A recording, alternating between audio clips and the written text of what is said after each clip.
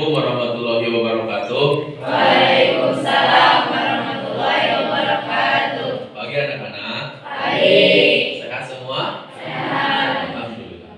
Oke, pada hari ini sebelum pembelajaran kita awali dulu dengan berdoa yang dipimpin oleh kakak kelas. Setelah itu selesai berdoa, kita lanjutkan dengan pembacaan doa sebelum belajar dan surat Al-Insyirah. Silakan kepada kalian untuk dimulai. Jurusan Tartiban. Qobla ta'alumina ayatullah ta'ala ad-du'a bidayah.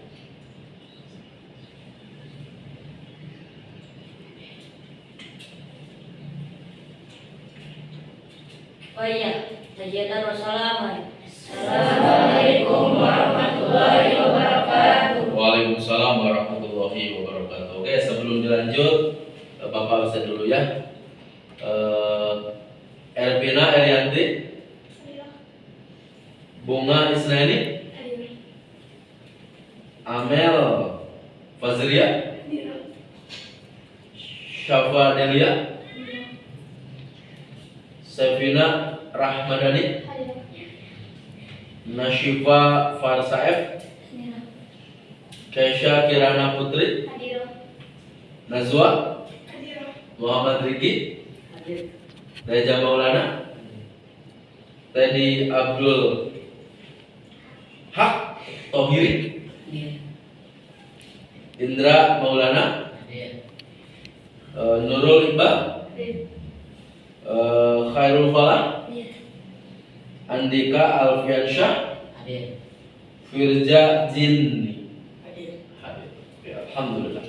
Oke anak-anak, pada kesempatan ini Bapak akan membawakan judul yaitu Al-Quran dan keistimewaannya. Di sini ada yang tahu nggak Al-Quran itu arti yang sebenarnya apa? Quran.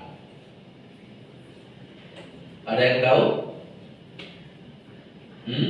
Oke, tidak tahu.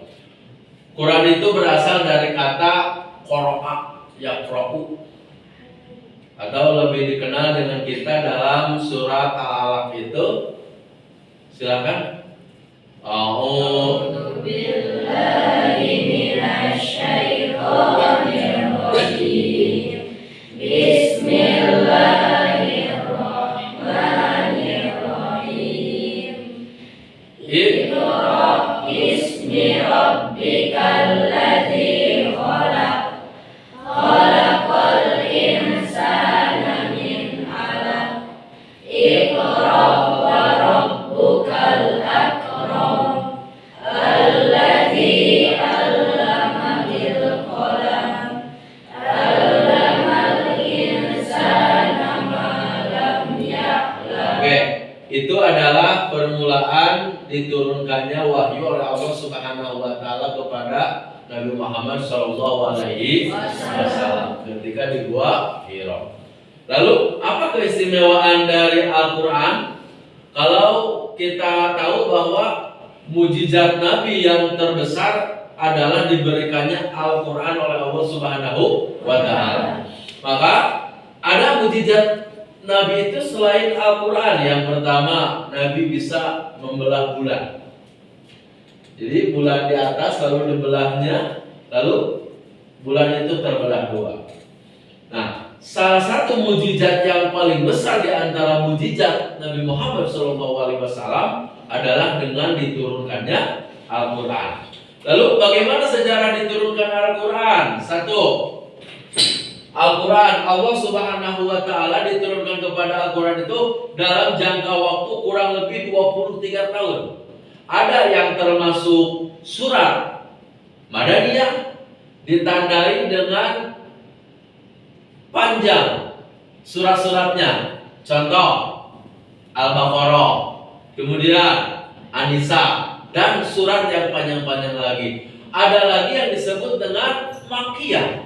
Ini periodisasinya diturunkan ketika Nabi berada di Makkah, maka ditandai dengan surat-suratnya yang pendek-pendek.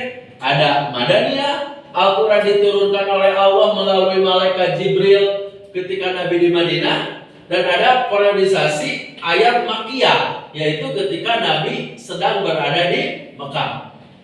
Tapi secara berangsur-angsur itu ayat Al-Qurannya, bukan berarti di atas jumlah Quran itu seperti ini nih, langsung ini Nabi Quran, tidak seperti itu.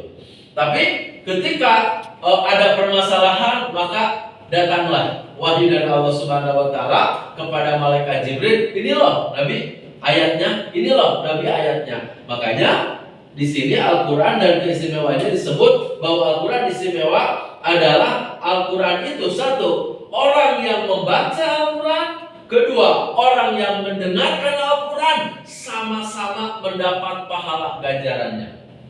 Yang kedua, menyentuh Al-Quran beda dengan menyentuh siapapun. Maka ketika menyentuh Al-Quran kita wajib berwudu.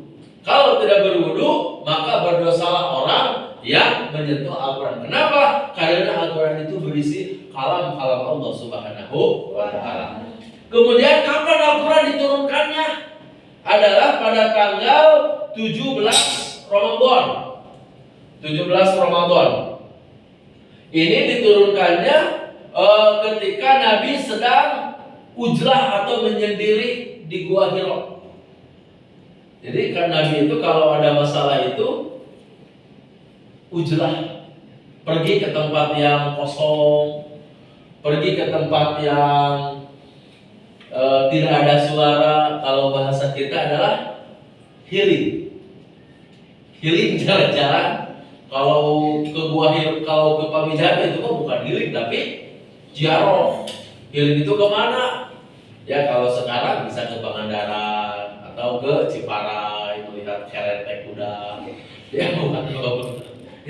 Nah, Nabi kalau ada masalah pasti Nabi itu selalu pergi ke Gua Hira. Nah setelah itu Nabi mendapatkan wahyu dan kedatangan seorang tamu, kata malaikat Jibril dalam surat Al-Iqra, Iqra. Kata Nabi, Nabi Quran. Tidak ada yang bersamaku. Seperti ini, baca, pasti dibuka. Akidah akhlak. Ini mah tidak ada buku, tidak apa-apa. Baca. Mau baca apa? Jadi Nabi berkata, Nabi Quran. Tidak ada yang bersama untuk dibaca. Nah di sana permulaan diturunkannya ayat Al-Quran kepada Nabi Muhammad SAW. Lalu Allah Subhanahu Wa Taala berfirman di dalam Al-Quran, Bismillahirrahmanirrahim, wa Qur'anan faraqnahu li Qur'anahu allanasi ala muqsim wa nazzalnahu tanzila. Dan Al-Quran kami turunkan berangsur-angsur agar engkau Muhammad membacakan kepada manusia perlahan-lahan, dan kami menurunkannya secara bertahap. Jadi ketika kita bertemu dengan seseorang menanyakan naon dalilna, tidak usah diberikan Al-Quran. Biarkan saja, dia juga akhirnya akan paham dengan sendiri bahwa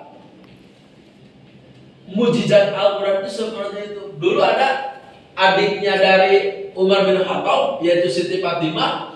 Dia yang namanya Umar bin Khattab saking bencinya kepada yang namanya Muhammad, saking dijelek-jelekan namanya. Ketika mendengar adiknya yaitu Siti Fatimah masuk Islam, dia marah besar. Lalu dia datang ke rumahnya, ya Fatimah, ya Fatimah, ya Fatimah. Fatimah langsung sembunyi di kamarnya. Lalu ketika Umar masuk ke dalam rumahnya, waktu itu Siti Fatimah sedang membaca Al-Quran, tetapi didengar oleh Umar bin Khattab. Nah, di sana Umar bin Khattab langsung masuk Islam, membaca 2 kalimat syahadat. Itu adalah mujizat dari Al-Quran yang diturunkan oleh Allah Subhanahu wa taala. Kemudian setelah wahyu diterima, kemudian Muhammad membacakan dan memberitahukan kepada para sahabat-sahabatnya. Dan para sahabat diperintahkan untuk mencatat Al-Quran. Jadi kalau sekarang ayat Al-Quran itu berbentuk mushaf sekarang itu, pada intinya dulu itu tidak berbentuk mazhab seperti ini, tetapi ketika Nabi membacakan ditulis oleh sahabat. Ketika Nabi membacakan ditulis oleh sahabat, maka timbullah sekarang yang disebut dengan mazhab Al-Quran. Itu yang disebut dengan mazhab Al-Quran kalau sekarang. Lalu dari apa ditulisnya? Ada yang kayu, sahabat menulis dari kayu. Kemudian dari kelapa kurma ditulis ayat Al-Quran itu. Kemudian di atas batu. Kemudian di tulang unta. Itu saking dulu tidak ada yang disebut dengan kertas. Kalau sekarang enak, tinggal membaca langsung ada. Kemudian di antara para sahabat yang ditunjuk dan ditetapkan oleh Rasulullah sebagai pencatat wahyu yaitu Abu Bakar. Abu Bakar itu otaknya cerdas. Begitu Nabi bilang ini, langsung Abu Bakar tahu, oh ini. Saking cerdas-cerdasnya. Kemudian Umar bin Khattab, Utsman bin Affan, Ali bin Abi Thalib, berarti ini adalah sahabat utama Rasulullah SAW. Kemudian Muawiyah, Zaid bin Sabit, Ubay bin Ka'ab, Ali bin Walid dan Sabit bin Qais, ini adalah sahabat-sahabat Nabi yang menuliskan Al-Quran, baik itu di pohon kurma atau di tulang unta atau apapun. Demi apa? Agar supaya Al-Quran ini ada sampai zaman sekarang. Kemudian periodisasi turunnya Al-Quran. Para ulama Al-Quran membagi sejarah turunnya satu periodisasi sebelum hijrah. Berarti kalau sebelum hijrah Nabi masih di mana? Nabi masih di mana? Di Makkah. Nabi masih di Makkah, tulisan dulu itu. Tapi sekarang ditulis dengan Makkah. Ini Nabi masih di Makkah. Ini adalah periodisasi sebelum Nabi hijrah yang disebut dengan ayat Makkiyah gitu. Jangan tidur nih kalau tidur di rumah. Kemudian ada juga periodisasi sesudah hijrah disebut dengan Madaniyah. Ditandai dengan ayat-ayatnya yang panjang-panjang, itu disebut dengan surat Madaniyah. Kemudian periodisasi Makkiyah yaitu Al-Quran turun sebelum Nabi melakukan hijrah. Ini berjumlah 86 surat. Diturunkan selama 12 tahun 5 bulan. Ini jadi jumlah ayat Makkiyah 86 surat, dan waktu diturunkannya oleh Allah melalui malaikat Jibril selama 12 tahun 5 bulan. Surah pertama apa? Yaitu surat Al-Iqra tadi itu. Baca bersama-sama. Bismillahirrahmanirrahim. Iqra bismi rabbikal ladzi khalaq. Khalaqal insana min 'alaq. Iqra wa rabbukal akram. Allazi 'allama bil qalam. 'Allamal insana ma lam ya'lam. Itu adalah 5 ayat yang diturunkan oleh malaikat Jibril kepada Nabi ketika itu Nabi berada di Gua Hira. Kemudian pada periodisasi Makkah telah menimbulkan macam-macam reaksi di kalangan masyarakat Arab, yaitu satu, segolongan kecil dari mereka menerima dengan adanya ajaran Al-Quran. Kalau sekarang kan orang yang tidak dipercaya sok sumpah demi Allah, demi Al-Quran. Nah, dulu juga ada seperti itu, tidak percaya. Yang kedua adalah sebagian dari masyarakat itu menolak dengan berkata maknya, gitu maknya. Dan yang ketiga adalah tidak menerima, tidak menolak. Jadi santai-santai saja orang yang ini mau. Kemudian periodisasi Makkiyah. Ini ayat Al-Quran diturunkan berjumlah 28 surat. Berarti kalau tadi itu Makkiyah 86 surat. Apa itu Makkiyah sekarang? Apa sekarang? Madaniyah. Jumlahnya 20. Nah, berarti 26 ditambah 86, jumlahnya ini 2. Ini 10, sisanya kemana? Gak ada. 6 ditambah 6 berapa? 12. Di bawah ini 1, berarti 112. 2-nya mana? Tidak ada ya? Bentar, Bapak lihat dulu. Aku salah. 86 kemudian ditambah dengan bukan 26. Maaf, 28. 8. Jadi 8 tambah 4, 8 tambah 6, 14 bawah 1, jadi jumlahnya 114 surat. Ini di akhir diturunkan selama 9 tahun 9 bulan. Ayat surat terakhir adalah surat Al-Maidah yang bacaannya adalah, ada yang tahu? Al-Yauma. Ada yang tahu itu ayatnya? Al-Yauma akmaltu lakum dinakum wa asmamtu alaikum ni'mati wa raditu lakumul Islam dina famanid turrofi mahmasatil ghaira mutajanifil li'asmi fa innallaha ghafurur rahim. Itu adalah ayat terakhir dari surat-surat yang diturunkan yang berbentuk Madaniyah. Kemudian adalah sejarah pembukaan ayat Al-Quran.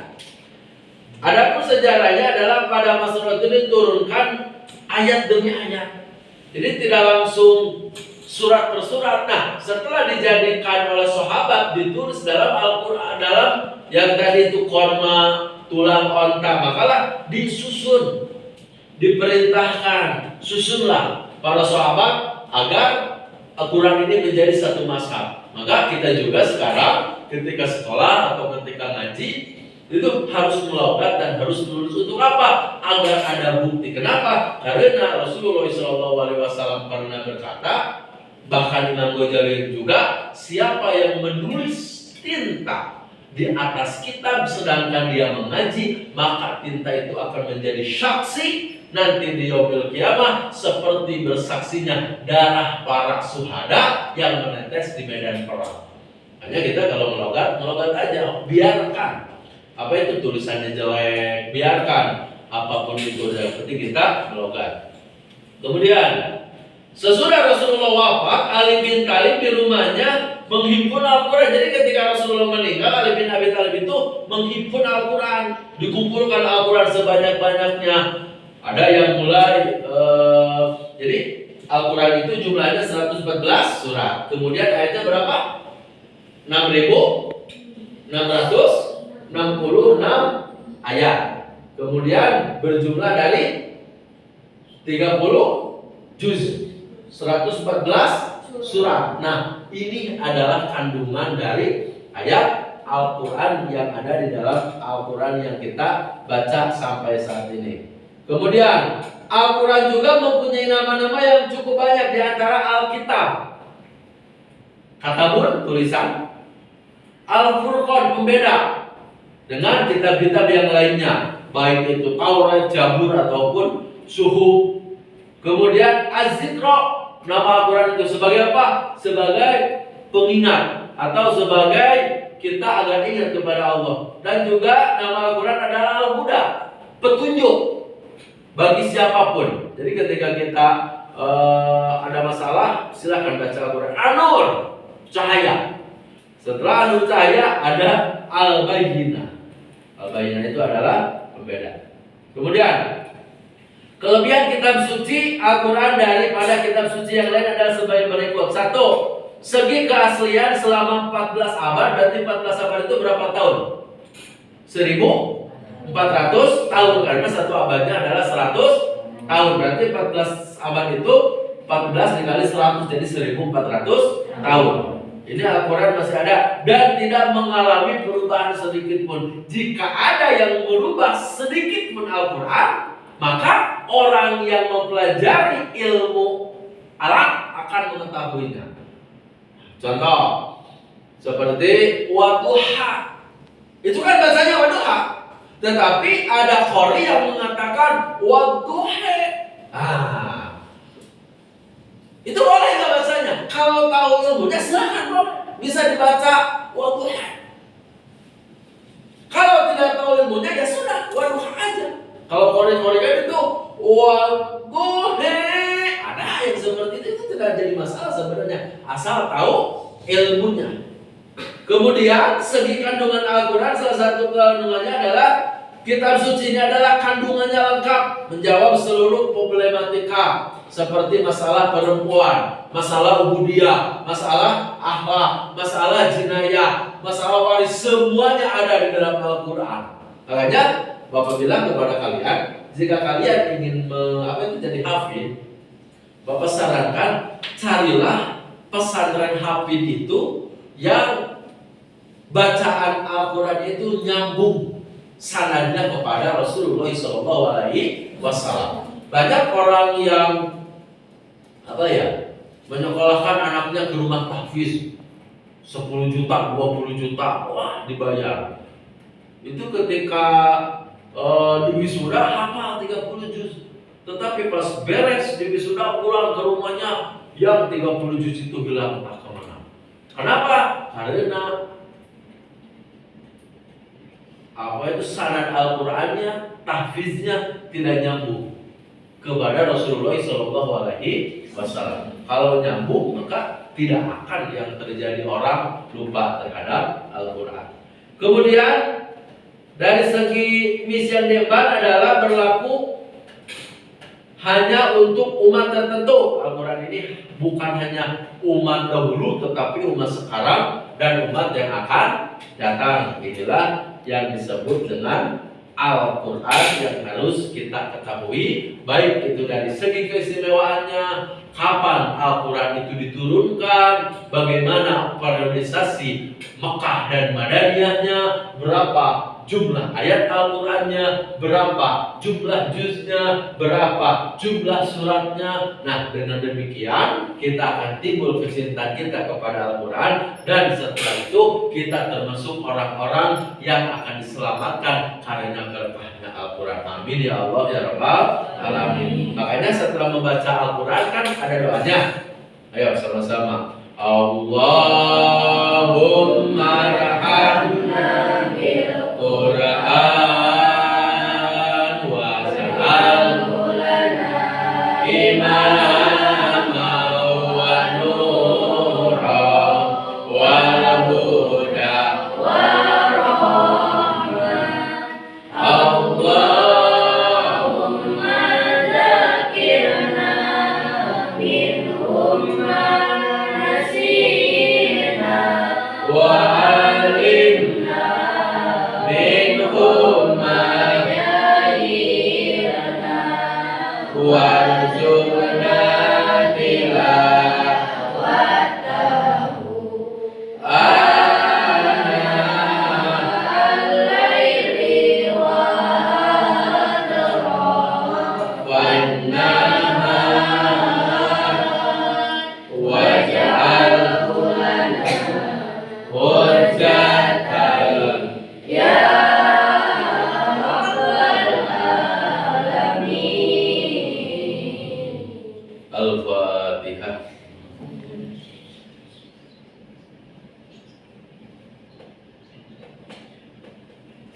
Oke, demikian pertemuan hari ini. Semoga apa yang Bapak jelaskan kepada kalian membawa manfaat, khususnya bagi Bapak dan kepada kalian semua. Dan bila ada yang salah, itu murni dari Bapak, dan yang betul itu murni dari hak Allah Subhanahu wa Ta'ala. Oke, sebelum pembelajaran ditutup, silakan kepada kalian untuk menutup dan berdoa bersama-sama. Urusan tertiban. Ba'da ta'limina Allah Ta'ala adua bidayah.